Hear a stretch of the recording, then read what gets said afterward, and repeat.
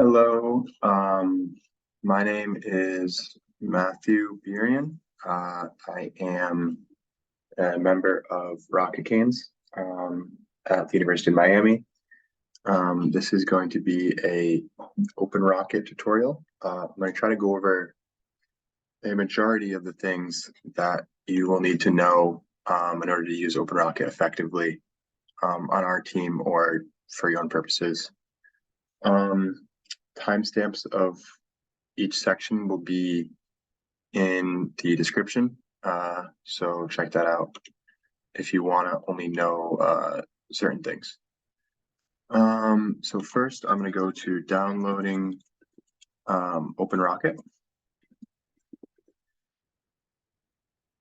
or download OpenRocket. The most recent version is 22.02. They have some better features than 15.03. I would definitely download the newest one. I already have it downloaded, so I'm going to go open it up now. Once you have it downloaded and you open it up, this is what it's going to look like. First and foremost, after you open OpenRocket for the first time, some things I like to do are look at all the settings. So here, I think super important file for right now. In edit, preferences is going to be very important. So here, OpenRocket will they have a directory for all the thrust curves. This is for motor stuff. We'll see these later on. Not super important. If there's a problem, then it's important, but right now not huge. Everything here looks all right. Simulation, I'm not gonna mess with any of this stuff. Launching, I'm not gonna mess with this right now. Units, this is kind of what I was looking for. Units that we use in Rocket Canes are the default imperial. Only thing that I personally like to use is pounds instead of ounces.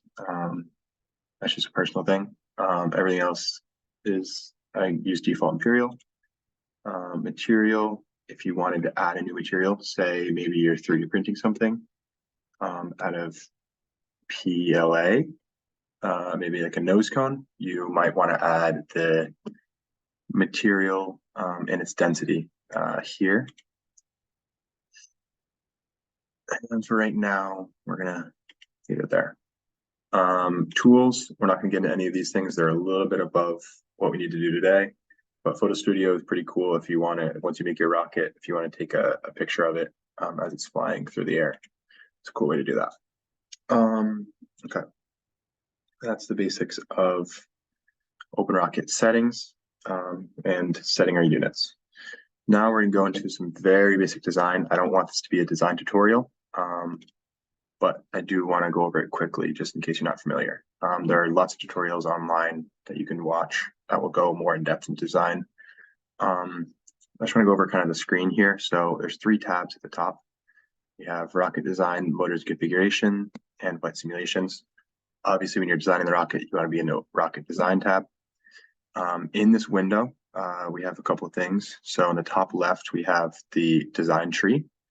On the top right, we have an area where we can add components. And the middle section is kind of where you can mess around with the design tree, edit, duplicate, and delete components. You can do a lot of that also using keyboard shortcuts or double clicking with your mouse. But it's right there, nice and easy for you. Here we have some different views. We'll go over that later. Zooming shows center of gravity and center of pressure, CG and CP. I would keep that on. Motors, you can change these as you add more motors. Okay, so first thing we want to do is, you can see right now I can't add a nose cone or anything because I'm currently not highlighting the sustainer. So once I highlight the sustainer, I can now add a nose cone. Typically you start from the top down if you're making your own rocket.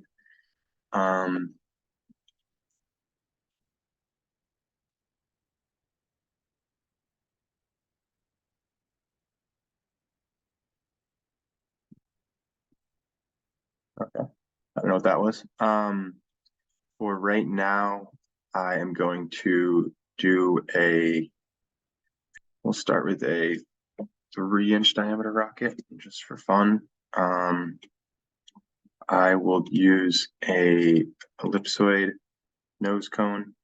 Typically, those are ideal for subsonic speeds, which this rocket will be going. So as you're adding the nose cone, there's a couple important things that we want to go over. So first and foremost is you have your settings here. So you can change the length either by typing in, dragging, or clicking up and down. You can change the diameter and the wall thickness. These are all things that you want to be accurate to the part that you are buying or the part that you're maybe 3D printing. But again, right now, it doesn't matter. We're just making arbitrary. Component material. This is going to be something that you will set based on what you're making out of. So let's say theoretically, I am 3D printing it out of nylon. And I plan on painting it. I might use some regular paint.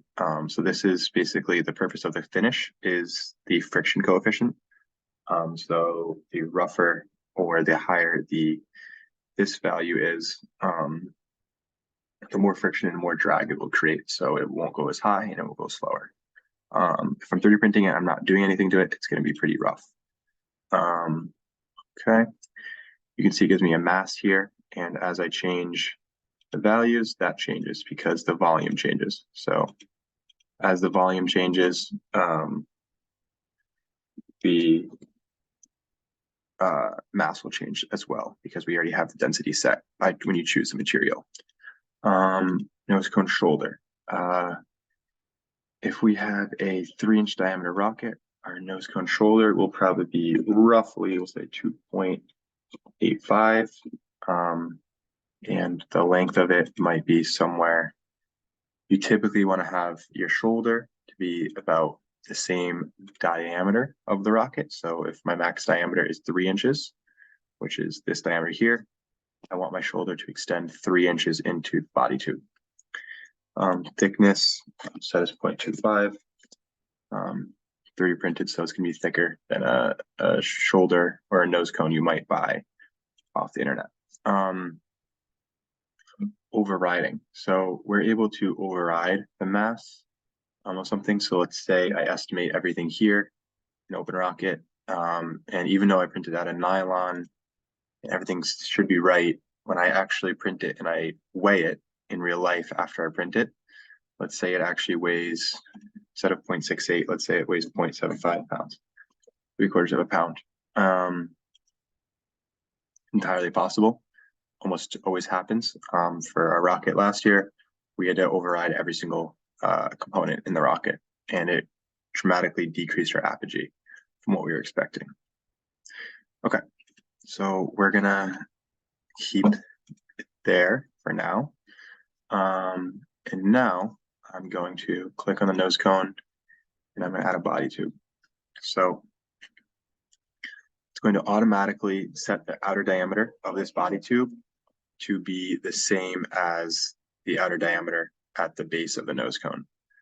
This basically just means it's going to be smooth, which is obviously what we'd want. If you have any large gaps or discrepancies in the diameter of your rocket, you're going to have, first of all, it's not going to sit well together, and also you're going to have a lot of drag problems. Okay, length. I'm going to arbitrarily set this one to 10 inches. Actually, that's not true. Maybe 20 inches. And I'm going to leave everything else the same for right now. Besides material, let's pretend I'm going to make this one out of, we'll go blue tube. And I'm planning on painting this. So I'm going to hit OK. So at this point, I have my nose cone and I have my body tube. I am now going to add a coupler. So a coupler is something that goes inside of a body tube. and it won't have a 0 thickness. So I'm going to fix that. 0.07 is a typical value. The length I'm going to set to be, so again, like we said before, we want it to, every area where the rocket will separate, you want the length to be the same as the diameter of the rocket. So I am planning on adding a second body tube below it. So what I'm going to do here is go 7 inches, and I'll explain that in a little bit later on. Now we're going to talk about placement and location of parts. So I can choose where I want the position to be relative to. So right now, if I want it to be relative to the bottom of the parent component, and if you look in the design tree, the parent component is the body tube. As you can see, this is sitting underneath the body tube. So it is its child component, I guess you could say. Typically, or almost always, your couplers will be the same material as your body tube. So I'm going to select blue tube again. In reality, I would never arbitrarily select the diameters, everything. You would have diameters given to you by the supplier. So say I'm purchasing blue tube from Always Ready Rocketry. I will have a outer diameter, inner diameter, and a wall thickness from them. So these will be more accurate numbers. For right now, I'm going to keep it like this. Only thing I'm going to change is I'm going to move this coupler to be sitting further back in the rocket. Okay, so now I'm going to add another body tube. And this one's actually going to be a switch band. So this is going to be where I'm going to show you how to name components. So I want this to be called a switch band, which is something that if you don't know, it's okay. It's basically a body tube that is, we typically make them about 1 inch long. And it's essentially an area where it gets epoxied onto the coupler.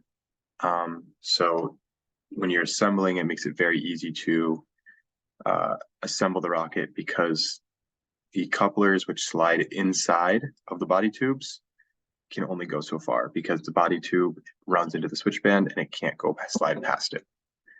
Okay, all set. Besides component material, again, make sure I set that to blue tube. Regular paint, sure. Okay, so at this point I have my body tube here, I have my switch band here. And in reality, this switch band will be epoxied or glued to this coupler. So they will be together at all times. And this body tube will be able to slide off of that. Okay, now I'm going to add another body tube. At this point, I want the body tube to be, let's do that. I want the body tube to be 20 inches. See what that looks like. That should be pretty good for right now. I'm going to go 30. Make sure I have plenty of space. Okay. All looks good. Again, blue tube. Yeah, okay. All right. So now I'll explain the coupler thing one more time. So again, like I said, the coupler and the switch band do not come apart. So what happens is this coupler will extend 3 inches into this body tube and 3 inches into this body tube. So therefore, you are satisfying the diameter rule at the coupler. Okay. Now I am going to add a motor mount or motor tube. I'm going to use the inner tube for this feature. I'm going to pretend I'm going to go to millimeters because I know millimeters a little better. We're going to use a 38 millimeter motor. So the motor tube will probably have to be more like 42. Still a guess. I don't actually know. Actually, go to the parts library to figure that out. Maybe not.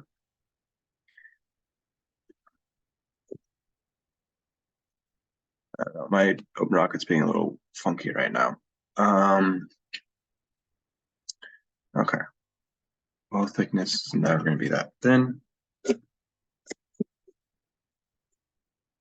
Like that for now. I want the length of it. We're going to go inches. Start there. What material? It might be more of a cardboard, probably more like phenolic, if they have that. We don't. Okay. I'll leave it as cardboard then. This component is a motor mount, so I'm going to highlight this. Motor overhang. I'm going to keep it at 0. Plus ignition, we want it at launch. It's not going to be a cluster of motors, it's just going to be one. None of this needs to be overridden or anything. Okay, I'll exhaust that. Besides, I'm going to override this name and say motor mount.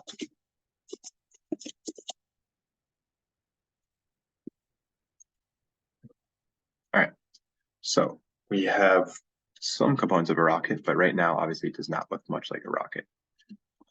One thing I am going to do is I'm going to have this hanging slightly off the back of the rocket. We're going to go about 1 inch for right now. All right. So at this point, I want to add some things. So first and foremost, I want to add a parachute. I'm currently making a dual deploy rocket. I'm making a dual deploy rocket, so that means it has 2 different parachutes. So for my main parachute, which I'm going to put in this upper body tube, I'm going to make it, we'll say 60 inches in diameter. They're typically sold in 12-inch increments. And I'm going to pretend it has a coefficient of drag of 1.5, which is fairly accurate. Typically ripstop nylon is what they're made of. Shroud lines, line length, not super important. Yeah, not the most important right here. Position to, this all is just really to change the mass.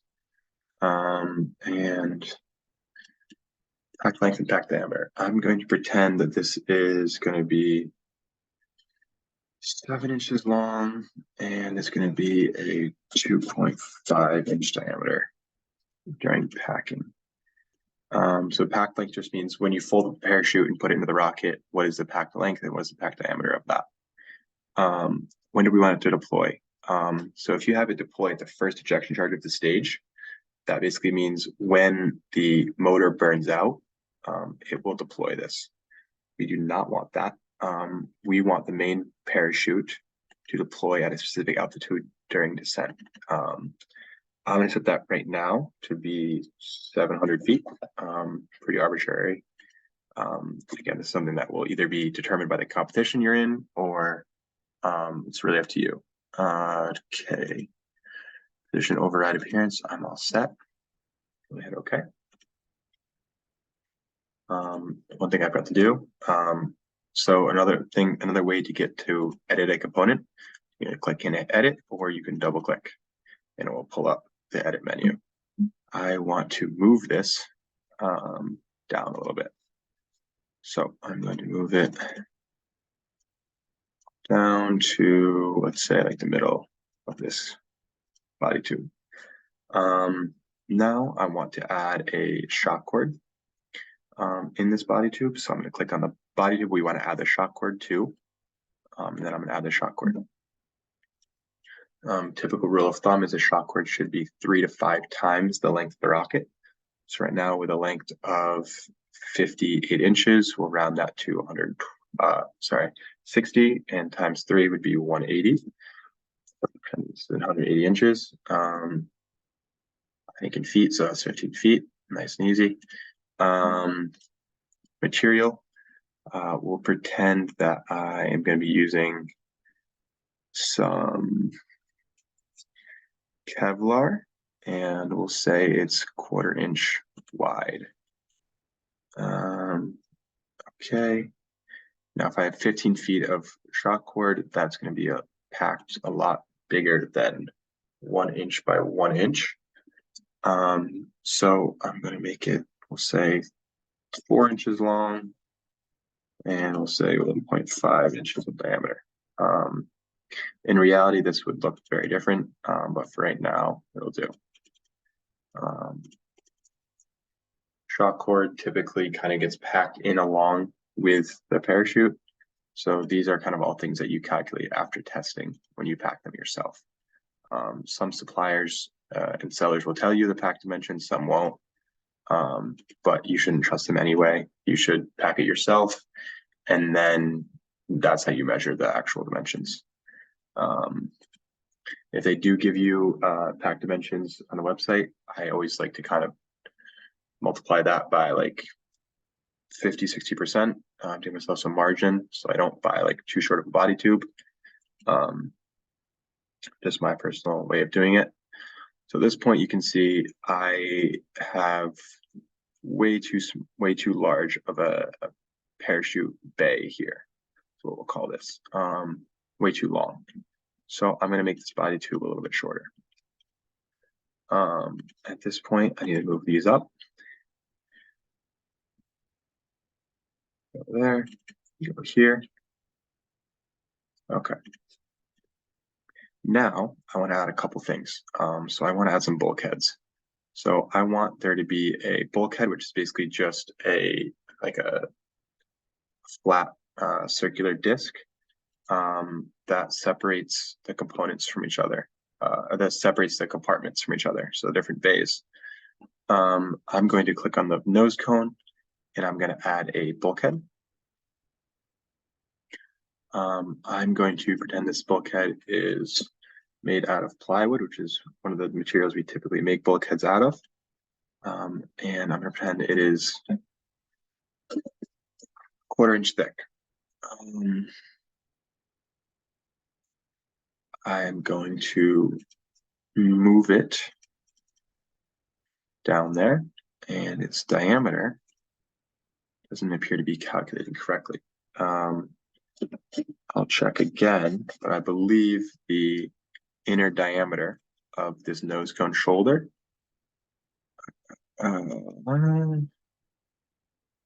was 2.85 inches. So, but it is 1/4 inch thick. So that is in reality 2.85 minus 0.25 times 2. So that is going to be 2.35 inches. So my bulkhead in reality should be 2.35 inches, which it won't show correctly because the for some reason this shoulder is not updating its dimensions properly, but it has an outer diameter of 2.85 inches, which you can see here, and its thickness is 0.25 inches. So its inner diameter from that must be 2.35 inches. All right. So this bulkhead, although it looks like it, is sealing off the nose cone from this main parachute bay. And this coupler is connecting this body tube and this body tube. I'm going to rename some components now. So I'm going to rename this tube coupler to be Avionics coupler. We typically call this Avionics coupler, as this is where the Avionics bay will sit. Now I'm going to highlight this Avionics coupler, and I'm going to add a couple bulkheads. So these bulkheads are going to go at the ends. Again, I'm going to make them 1/4 inch thick, and I'm going to make them out of plywood. Okay. On the top of them.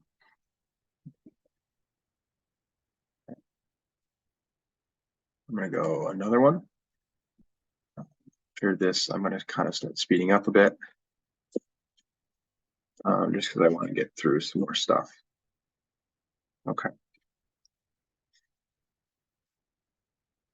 All right.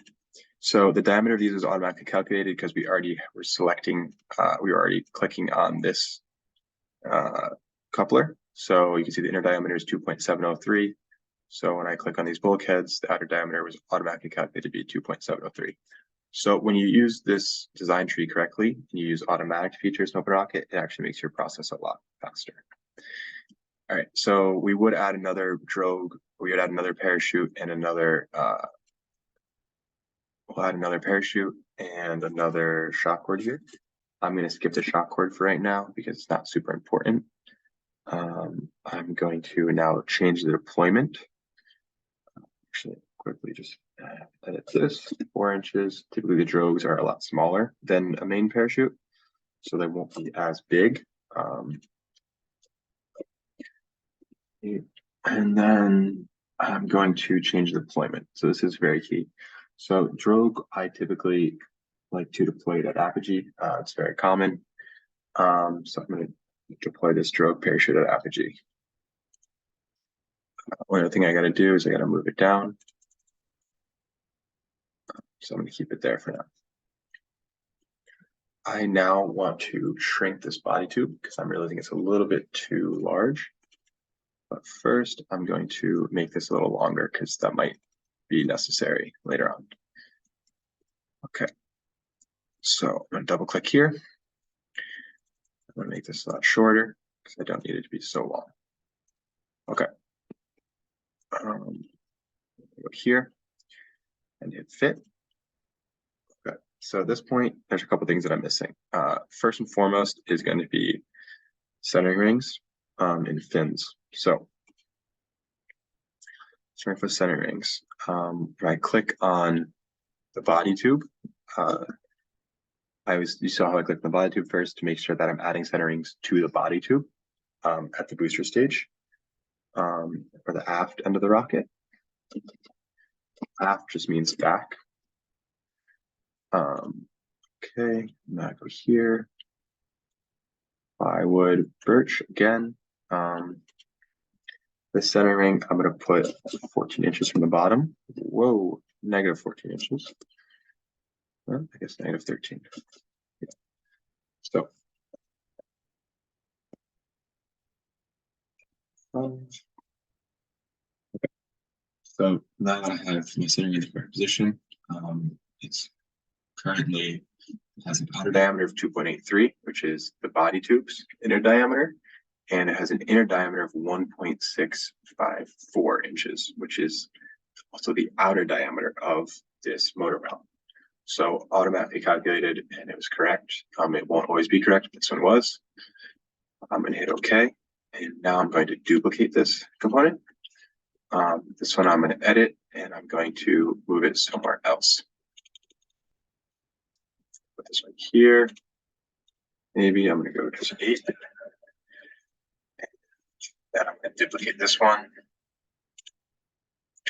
Edit, and I'm going to put this one at 0. Okay. So at this point, we have 3 centering rings, which is very common. It's what we typically do on rocket chains. And I'm now missing really only 3 parts of this rocket. So the first thing I'm going to do is I'm going to add Avionics sled. So I'm going to hide the tube coupler, and you'll see there's nothing here that says Avionics sled. So the Avionics sled is basically the part of the rocket which controls the deployment of the parachutes. Multiple ways to deploy parachutes, but one of them is using something called altimeters. And these basically allow you to control exactly when your parachutes are deployed. So in this configuration, it will deploy, the altimeter will deploy the Drogue parachute at apogee. That's what we set. And it will deploy the main parachute at 700 feet above the ground on the way down. So in order to add an altimeter, we're going to have to add something called a mass component. And you can see here we have a bunch of options: altimeters, flight computers, deployment, charge, tracker, payload, memory hardware, and battery. Right now, I'll add altimeter because obviously that's what I'm doing. In reality, there's typically like an avionics sled, which contains all your altimeters and GPS trackers and their batteries, any switches which you might be using. For this one, I'm going to say that this is just 1 pound to estimate it. And I'm going to say the length. In reality, this would never be true, but this is not reality, so it's a good thing. And diameter, I'm going to automatically calculate.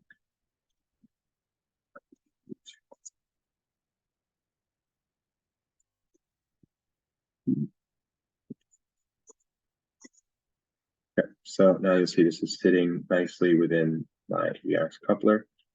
Okay, I'm going to leave that there for now. Okay. At this point, I'm missing the fins and I'm missing the motor. So I'm going to start with the fins. I'm going to click on the body tube, which the fins are going to go. They're going to go right here. I'm going to go up to the body components and fin sets, different options for fins. So we have trapezoidal, elliptical, freeform, and tube fins.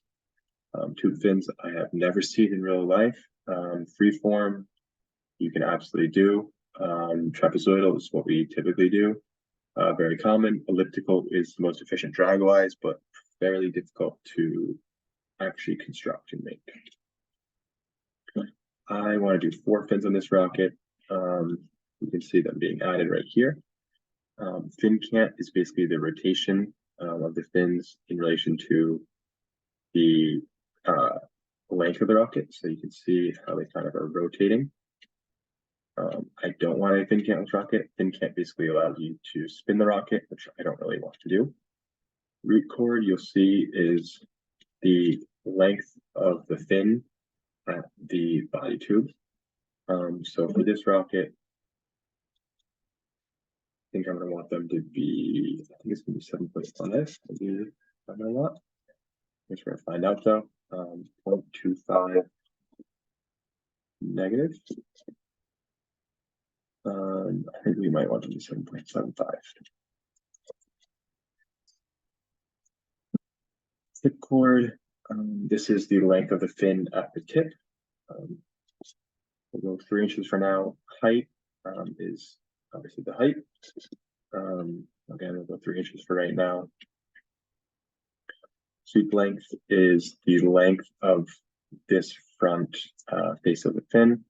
You can either change the sweep angle and sweep length, and it will change that. So the sweep angle is this angle right here. For right now, I kind of want the fin to look something like this. This is also known as a clipped delta shape, very common shape. Fin cross section. This is basically if you were to zoom in on the fin, it's not going to actually work, but if you're to zoom in on the fin, I think actually it might work. That'd be kind of cool. No, it won't work. If I'm looking at this fin from the top down, it'll look like a rectangle with the square. The rounded will have a rounded front edge, and the back edge will be also rounded, I believe. And then the airfoil is going to look kind of like the wing of a plane, kind of like a teardrop shape. Airfoil is most aerodynamic. Rounded is second most. Square is the worst. Square is what your fins will come out like after you cut them. If you want to sand them down, you could sand them into other shapes. A lot of work though. For thickness, I'm going to do 1 divided by 8, 1.25. We typically buy 1/8 fiberglass sheets. So I'm going to change the component material to fiberglass. And we will paint the fins. Here's the location. Before fin rotation. That just changes how the fins rotate about the rocket right now. Again, it's not really that important. Right now, it should be about 0. It doesn't change anything at all. Radius of the root fillet. So I'll show that later maybe, but right now we're going to ignore that. Okay. So fin tabs are basically, when you see I hit calculate automatically, you're going to see a blue line come in here, follow the centering ring, follow the motor mount, and then come back. So in order to actually attach your fins to the rocket, you either glue them to the surface area. So if you just glue them to the outer body tube, they probably won't stay on during flight. So we cut slots in the body tube to allow you to epoxy the fins to the centering ring here, to this motor mount, outside the motor mount, and then to this back centering ring. This allows you to make sure the fins are going to stay in. So I can play around with it if I want, but I'm not going to do that. I'm going to just automatically do it, and you'll see everything is correct, you'll have fin tabs that look something like this. So I want to highlight how this up, look a little here. I want to highlight how the fins in the fin tabs are straight lines. So sometimes if I move my center rings around, so let's say I move here like this, if I go back to my fins and I hit calculate automatically, now my fin tab doesn't go all the way. There's literally no point in doing this. You're just giving yourself less surface area to glue the fins, and the front edge here will be very wonky. You never want to do that. You always want to have your fin tabs be the same length as your root cord. Again, the root cord is the length of the fin along the body tube. Okay, go here. Fin tabs, calculate automatically, reset it. All right. So now we have a rocket, and this looks like a rocket. At this point, I can go in and look at some different views. Top view, side view are pretty much the same, just 90 degrees rotated. I can rotate the view, which doesn't really do much besides rotate the fins. You go to the back view, and you can see what the fins look like from here. 3D figure will give me the ability to look at the rocket like this, with some pretty colors. 3D unfinished will kind of give you some of what the components will look like. So not everything is completely accurate, but it's fairly accurate. My fins are not made out of plywood as it looks like. They're made out of fiberglass, but the rocket doesn't simulate that super well. No worries though. And then 3D finished is kind of what the rocket will look like, but again, it's not what the rocket will actually look like, because we're not using a cardboard tube. We are using fiberglass or blue tube for this. All right, side view again. This shows your internals. Typically work out of this view. So right now, my rocket is pretty, it's not too tall, just under 4 feet, and it is very light. So we're going to gain an awful lot of mass when we add the motor. So at this point, I'm going to quickly add a motor just to show you how. So motor mounts, I can select my motor mount. Obviously, motor mount, I'm going to choose my motor mount. I'm going to hit new configuration. And this is going to give me a massive list. Probably will have select all. So I have like probably, it says 786 motors to choose from. That is a very overwhelming amount of motors. For us, we typically buy Aerotech motors. We might buy Cicerone if we need to, but majority of the time we will only work with Aerotech motors. These are high power motors. This rocket's not a high power rocket, so it's going to probably rip it to shreds in real life, but for right now, it'll do. I'm going to go to limit. Okay, so the motor mount diameter, which is the diameter of my motor mount, I want to always limit that. I don't want to allow these like the motor that's bigger than my motor mount. However, I don't want something smaller either. I'm going to personally drag it here. So I'm only looking at motors that are the correct diameter.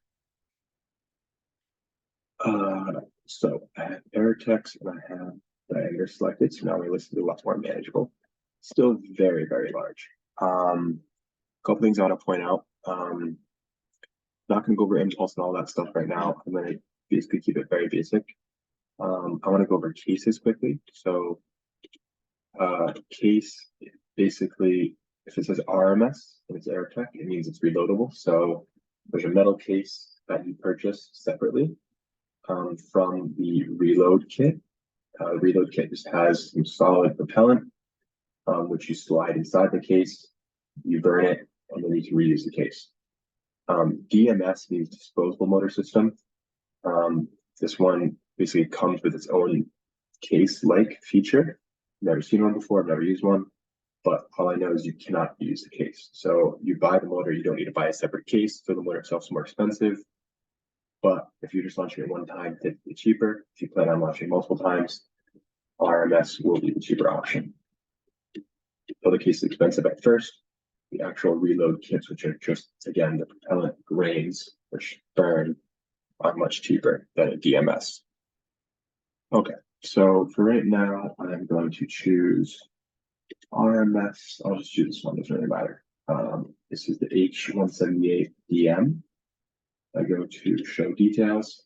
You can see the name of it, total impulse, thrust, max thrust, burn time, wash mass, empty mass, propellant cases. This is the thrust curve. So as you burn, the rocket, as the motor burns, over its 1.64 burn time, this is the thrust it's producing at each moment along that. Okay, so you can see this motor is a little short.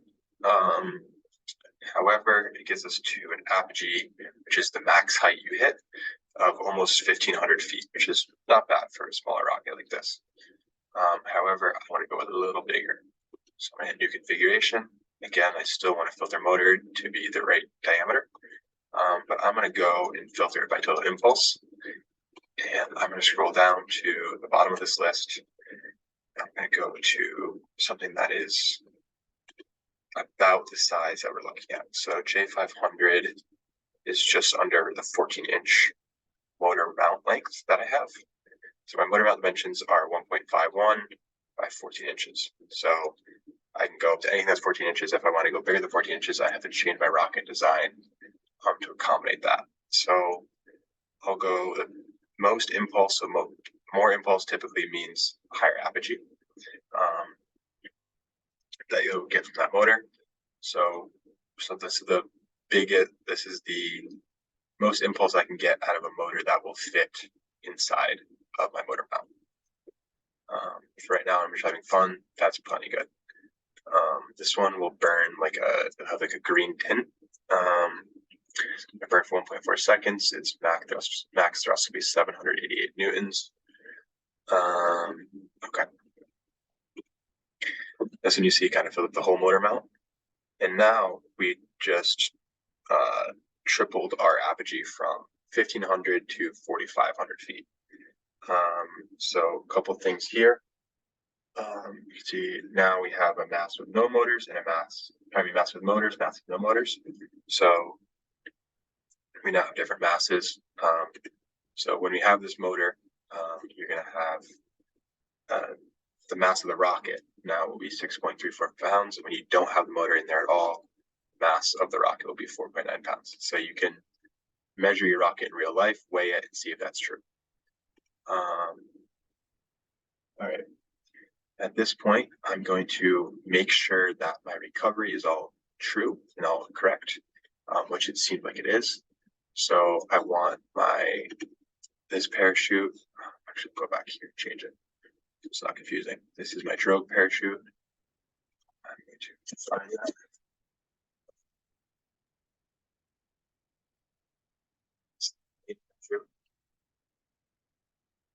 Confusing.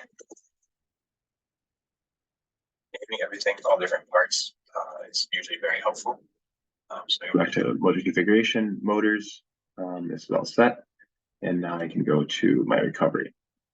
So I can see my Drogue parachute is going off the apogee, which is what I want. My main parachute is going off at 700 feet altitude.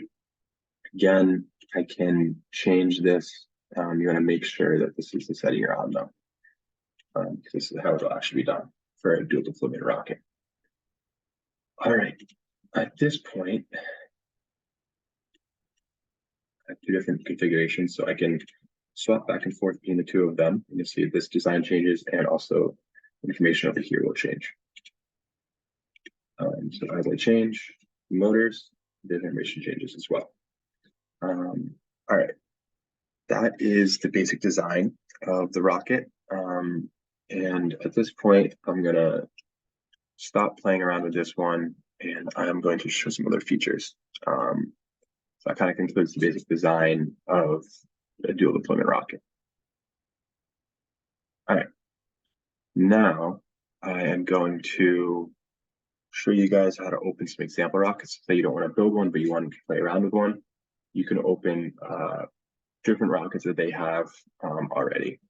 So they have a preset for a dual parachute deployment rocket. So I'm gonna open that one up now. They have some notes on it. This is a much larger rocket. It's going pretty damn high. And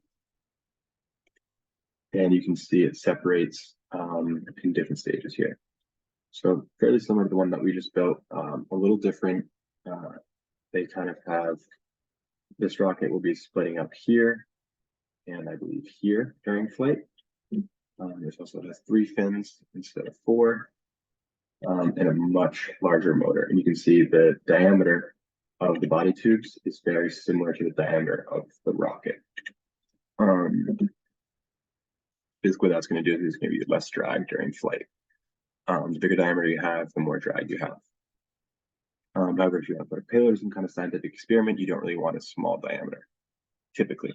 All right, so this is just an example of something you can open.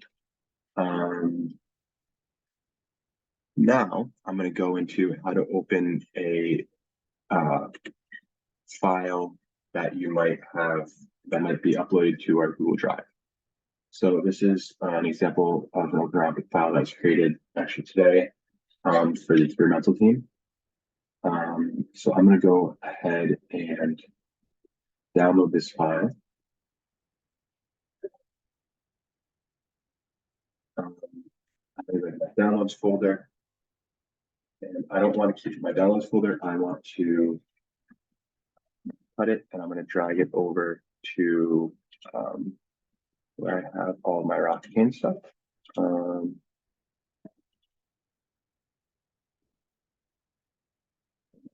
Paste it here. Okay. I'm not going to double click on it to open the rocket.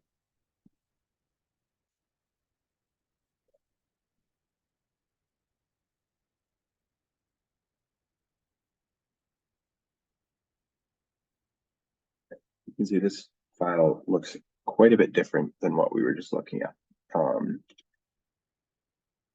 So this is the experimental rocket as of right now. I want to quickly show some different things. So again, I already showed you before how to edit the material, mass, location, and finish of components.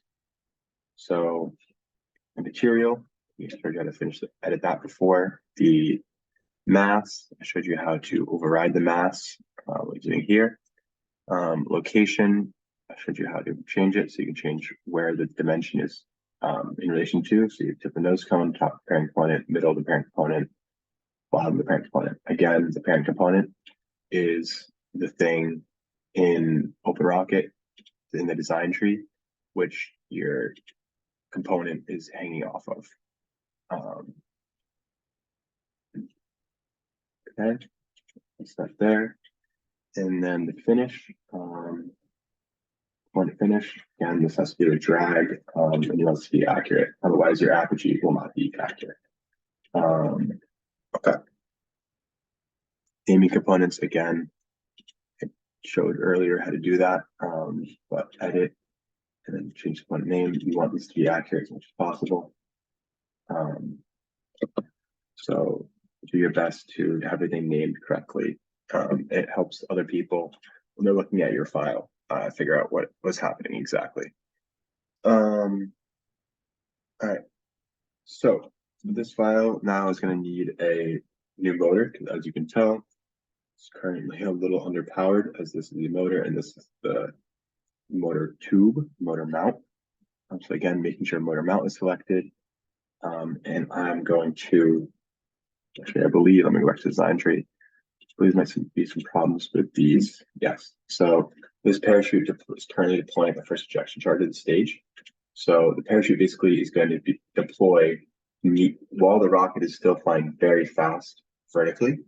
And that's basically going to make it so that the apogee can never really go any higher than when the motor burns out. So let's say it burns for 4 seconds. After 4 seconds, it's going to deploy the parachutes. And when you deploy the parachutes, it's going to stop flying upwards. So your apogee will be much lower than it really would. And then here, just like up through your descent, I'll just set it to 600 feet right now. Okay. This rocket has an avionics bay for recovery. It also has another avionics bay for the payload. So the payload of this rocket gets kind of deployed as it's coming down after apogee. I think the payload will probably deploy around 500 feet if your main parachute deploys at 600. So we need another avionics bay just for the payload too. All right, so I'm now going to go to motors. I'm going to check this. This looks good. I'm going to select a new motor to limit the dimensions to the motor diameter and to the motor mount diameter. And I'm going to look at the dimensions here. So 19 inches, so I can't go past 19 inches. So I'm going to keep that in mind. So that kind of limits me pretty significantly. We'll try this one, see how this looks.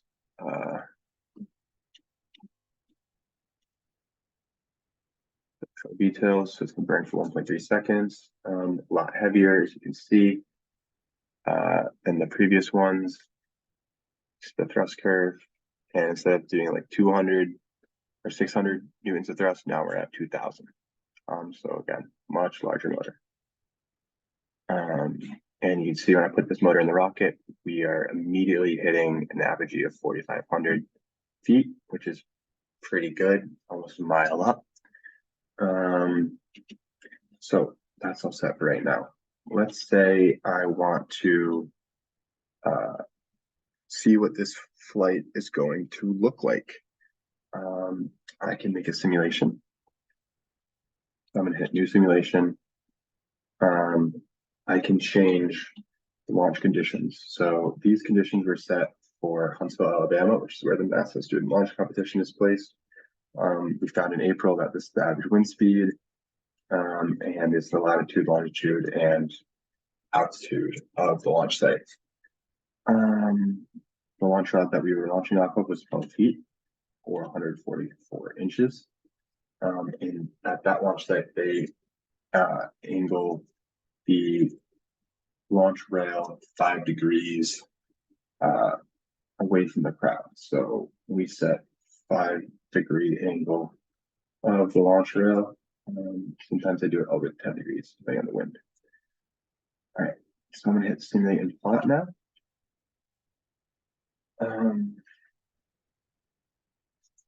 So here I can determine what flight events I want to be highlighted on the graph. I'm going to hit launch flight clearance. I like to see that. And then motor burnout, I'll go apogee and recovery deployment, and then ground hit. That looks good to me. I'm going to look at, we'll start with vertical motion versus time. We're going to a couple different plots. So this was a lot going on here. So on the left side, we have altitude and vertical acceleration. Altitude is in blue. So you can see the altitude of the rocket at 0 is all the way down here. And as time goes on along the x-axis, altitude increases. So altitude increases to a peak of just about 4,500 feet. And then it's going to slowly decrease.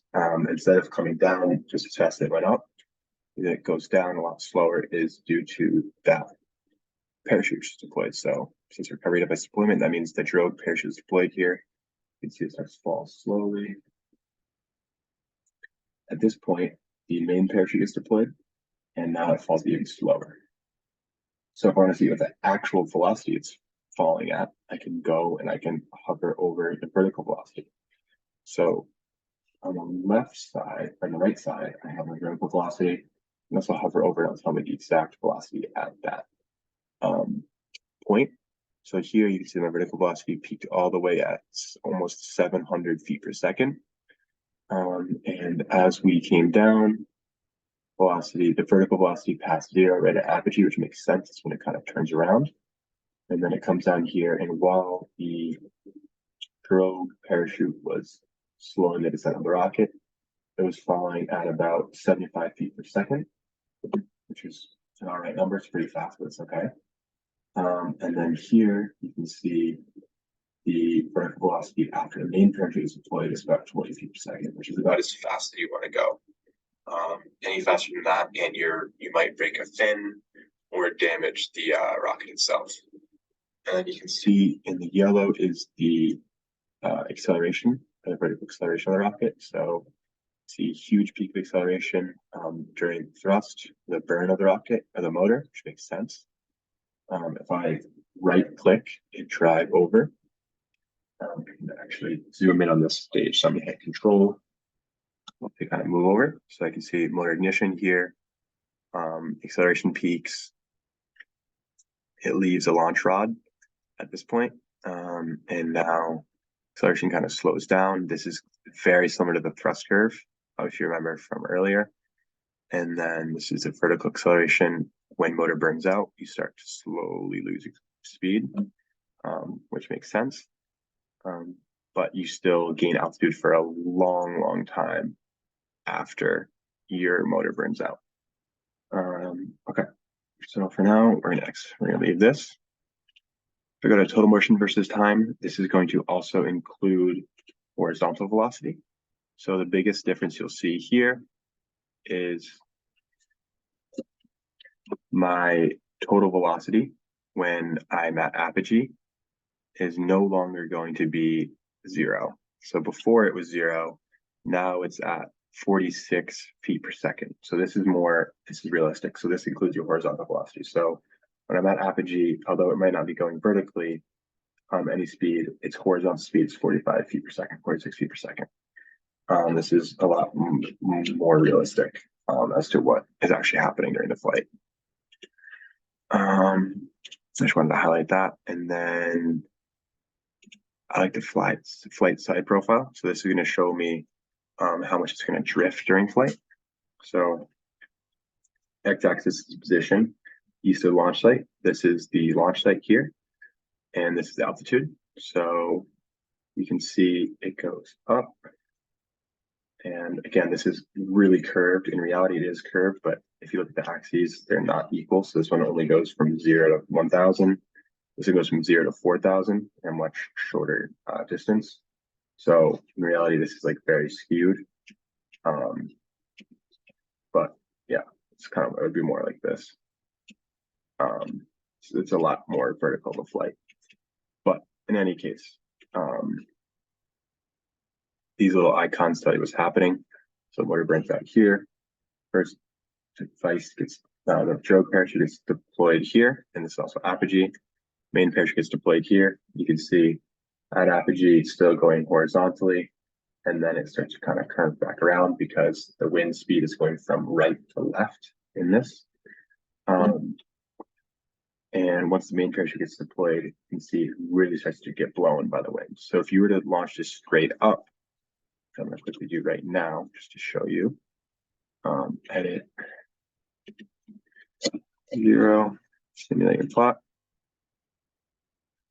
Same thing. So I go straight up. It still curves a little bit into the wind. Again, only like 200 feet, so not really. It's going to curve into the wind a little bit. This is because as the wind hits the fins, that will kind of cause the rocket to tip into the wind slightly. At this point, the Drogue parachute gets deployed, and you can see it starts to drift pretty far. So it goes from 250 feet east of the launch site to almost 300 feet west. So all of a sudden we've gone like 500 feet from 4,000 feet at apogee down to 600 feet. And then from 600 feet to the ground, we drift another 300 feet to ground hit. So if I were to deploy my main a lot earlier, which I'll just do right now to quickly show you, if I were to deploy my main parachute, let's say at I got 2,000, you can see I'm going to drift a whole lot further. Run simulation, plot. So now instead of drifting like before, it's going like 600 feet. Now I'm to like 1,200 feet. So when you deploy your main parachute higher, you drift a whole lot further. So that's why you don't just deploy the main parachute up top. It's because you would drift all the way, like almost a mile, which is actually what happened to us on accident last year at the NASA student launch competition in Huntsville. We drifted, I think, over a mile. Um, and we had to walk a long, long ways to get a rocket, and it was no fun. But you want to deploy your main parachute at a lower altitude so you don't have to walk all the way down, because as it's falling a lot slower, the wind has more of an effect on it and it drifts a lot further. All right, that's flight side profile. Vertical, all good, all good. Okay, the other very important one that we're gonna go over is stability versus time. This will be the last thing on this. This will be like the last section of this tutorial. Okay. So this is going to be a little confusing. So the center of pressure on the launch vehicle, which is here plotted in orange, is a function of velocity. So as the velocity of the rocket changes, the center of pressure changes. So you can see between when the motor burns to when the motor burns out, and then as the velocity of the rocket kind of decreases as it's flying in towards apogee, the center of pressure moves. So this on the right axis, you can see this is the location of center of pressure and center of gravity. So this is from the tip of the nose cone. So as the motor burns out, center of gravity moves forwards, which I will quickly show you. So as this mass decreases, the center of gravity of the rocket moves forwards, which makes sense logically. This blue dot right here is center of gravity. So when the mass of the motor is here, and the center of gravity is 38 inches from the tip of the nose cone, when you have no motor, it moves up a whole lot. Now it's 29. So that's what happens as the motor burns out. Now, as the speed of the rocket changes, the center of pressure moves forwards and backwards.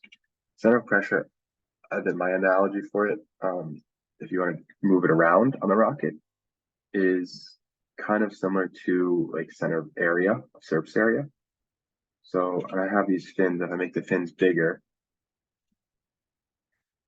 let's say I make them a little taller, you see my stability will change. So I'm going to more so look at center of pressure. So this is where it is right now. So it's currently almost 50 inches from the tip of the nose cone. When I increase the height of the fins, I'm increasing the surface area at the back or the aft end of the rocket. And it's going to move the center of pressure further aft. So you see it moves from like here to there. When I do that, I am changing the distance between the center of gravity and the center of pressure. So as I change the distance between those two values, it changes the distance between those two values. My stability, which is the equation for stability, is center of pressure minus center of gravity, so location, so 49 minus 38, divided by body diameter, which for this rocket is 5.5 inches. So it's 49 minus 38 divided by 5.5, that gives you 2.06. A caliber is just the body diameter. So it's the difference between those two locations divided by the body diameter, therefore it's a caliber. So as I change the stability, as I change the dimensions of the rocket, that changes stability significantly, as you can see. Typically, this is what we will call the static stability of the rocket. So this is calculated at Mach number of 0.3, which is, I can't remember exactly, but Mach number is the speed of the vehicle divided by the speed of sound at a certain altitude. So as you increase altitude, speed of sound changes. So the Mach number changes depending on if your velocity stays constant as you increase in the atmosphere. I believe your Mach number decreases, but do not put that on an exam and claim that I was only told you that.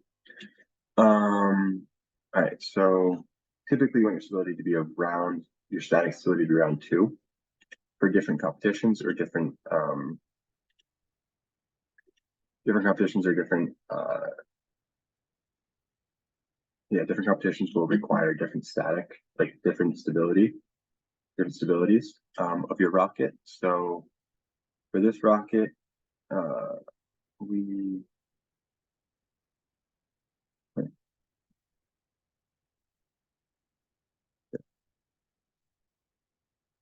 okay.